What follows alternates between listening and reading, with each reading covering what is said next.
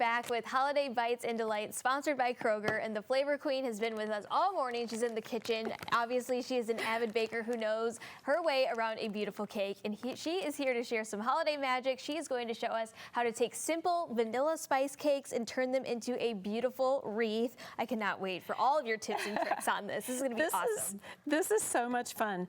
And you and I were talking earlier about, just there are a lot of children, at our events and whatever. Yeah. And, the parents love Instagram. They like taking pictures that look fantastic, but little hands want to reach in and get things. Yes. So that's where this cupcake wreath idea came from, because when we get finished with this, it is so Instagrammable. It's not even funny.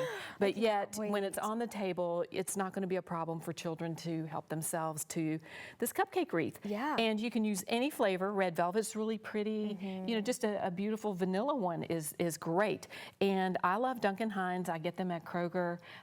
There are all kinds of flavors, and you can imagine even confetti. Confetti would be so much fun for children. Would be. So what you do is you take the topping, and you just and it looks kind of messy, and you're like, oh, is this really going to turn out?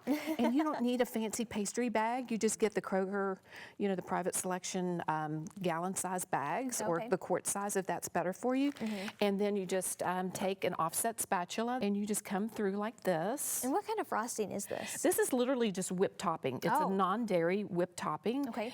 Or you could use, Cool Whip or something like that. Or you could use a frosting. But the reason that I go with a whipped topping like this is simply because it's so easy to spread, and it does, as you notice, the cupcakes didn't even move. No, they didn't. So, and then the fun starts. So you take, literally, you can take a bag of chocolate chips and put them in the microwave. Again, no fancy things. Snip the end of it, and then just come through here. The reason that we put the powdered sugar on the baking sheet is because that way the bottom of the branch still stays round and looks like a little branch. Oh, and you just come through cute. there with the warm chocolate, and you just go like this, just over and over. Yep. And you end up with these branches. cool branches. And I Check love it out. that they're all different, so it looks organic, and they look perfect. And then the snow is the powdered sugar on the side. And so help me, we can just put the branches, and they kind of overlap like this. And if one's too big, then you just take it and you break it. But they come in, like you said. I love this one. Oh yeah, it's that got like looks the so, two. if you use your imagination, you're thinking, did she go outside? Yes. What happened here? Yes. Oh, this is perfect. And then another way to kind of get the kids involved too. Exactly. I'm going to wipe that frosting off my hand. And then, you just come in and you overlap, and it looks so neat.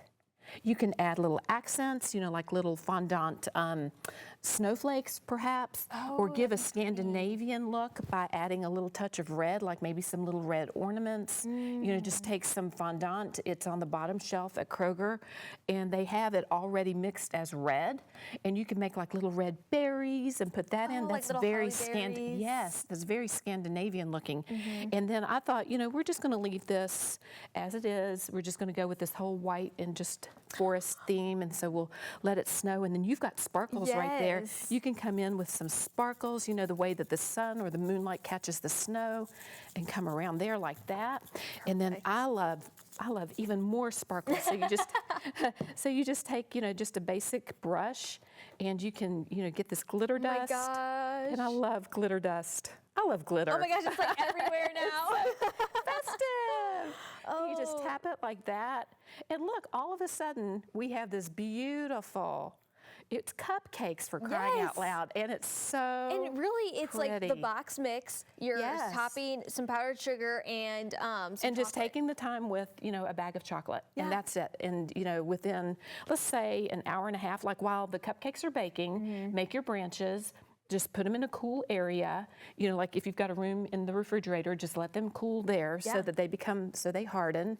And then all of a sudden you have this. Yeah, like what? And then wreaths are actually from the pagan, like that's a pagan Christmas symbol, so to speak. And it came from the laurel that was worn by the Romans and the Greeks, the laurel crowns.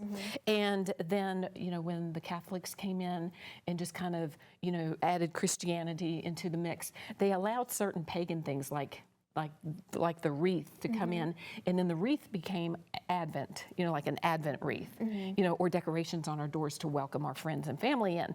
So that's, so it goes way back into our Christmas history. Wow. And this is a della robbia.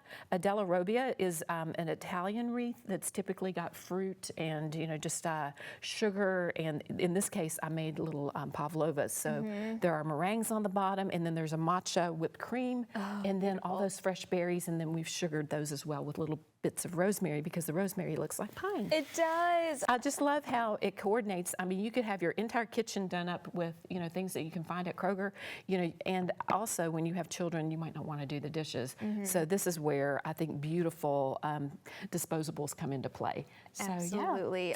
You always just blow me away with everything that you do. Thank you so much for joining us today. You're so welcome. Thank you for having me. I know your cafe is going to open up early next year, Yes. so we'll stay tuned for that. But again, Sure. Merry Christmas. Thank Merry you so Christmas much. to you too. So again, if you're interested in learning more, getting in touch with the Flavor Queen, just go over to her website to learn more.